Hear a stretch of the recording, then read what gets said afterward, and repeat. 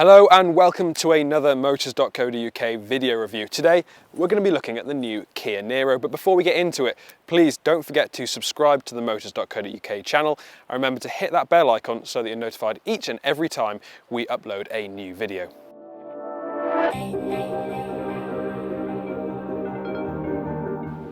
In case you haven't noticed, crossovers are a big business at the moment and nearly every manufacturer is rushing to get their own offering onto the forecourt so they can take advantage of the vast hordes of people who are currently trying to snap them up.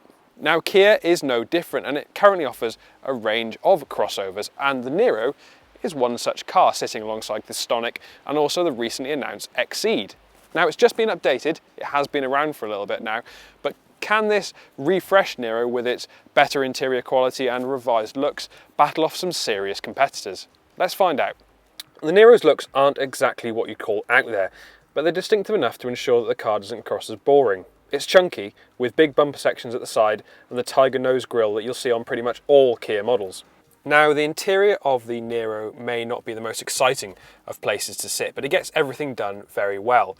The materials up top are squashy and they feel a bit more premium than we'd expect, and the buttons down here are chunky and easy to operate, so while you're driving along you can change the heating and ventilation controls without really thinking about it. Likewise, this car gets a new widescreen infotainment system which is larger than the one you used to get on the older Niro, and it's very easy to use. The operations are smooth and really do react to you quite easily, but they're backed up by physical controls to select the different modes, which again is very handy.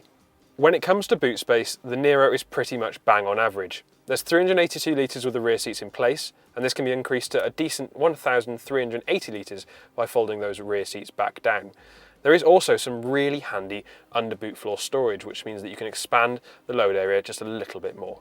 So the Niro primarily uses a 1.6 litre engine linked to an electric motor with batteries powering that motor onwards. Now this one here is what they call a self-charging hybrid. Now that's a slightly confusing term, but what it means is that the motion of the car slowing down charges the batteries, which can then be used to give the engine some additional boost. Elsewhere in the range there's a plug-in version of this same car, which means that when you go home you plug it in at night and it charges the batteries up, so you don't have to rely on the brakes to do so. And finally there's an all-electric Niro, which is, as the name describes, an all-electric version. This one, however, isn't bad to drive at all. Okay, it's not quick, it's got just shy of 140 brake horsepower and it is quite heavy because of those batteries, but it's got more than enough pace to get you up to speed in a reasonable enough fashion. Likewise, the ride is quite settled. There's a small amount of road noise generated by the tyres, but overall it's a refined place to be. And the steering, in typical Kia fashion, is nicely weighted and it feels direct enough so you can place the car accurately and put it exactly where you want to. Now, compared to other crossovers, you do actually sit a fair bit lower. This may be a positive to some people and a negative to others, but for me it feels a little bit more natural rather than sitting over the car. And another benefit is really good visibility out the front.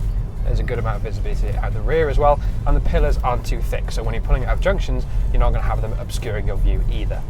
Although it is a mild hybrid of sorts, this is still quite a large petrol engine in what is quite a heavy car, so if you are driving a little more briskly or if you do some big motorway miles, we'll expect it to be difficult to treble that top figure given by Kia.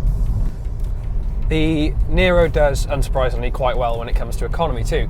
Kia says that it'll return about 60 mpg combined, and the emissions are around 110 grams per kilometre of CO2, which is a good news for those who are trying to keep their emissions down, and that's another byproduct of having a hybridised powertrain, is that you have lower emissions. Another benefit, of course, of driving a Kia is that you get that excellent 7-year warranty. So as well as bringing down running costs by having a hybridised car, it means that you are not going to have any headaches once you drive the car off the dealership forecourt. And if you have any troubles, you just take it straight back to them and they'll sort it out for you. Now, the Kia Niro may not be the most exciting of crossovers. It's not too interesting inside, and in our eyes it's not the most exciting car to look at either, but it does tick the crossover boxes very, very firmly. It's really economical, it's actually decent to drive, and when it comes to practicality, it does very, very well. Overall, if you were looking at a crossover that you wanted to help drive down bills, then the Niro is one we'd heartily recommend.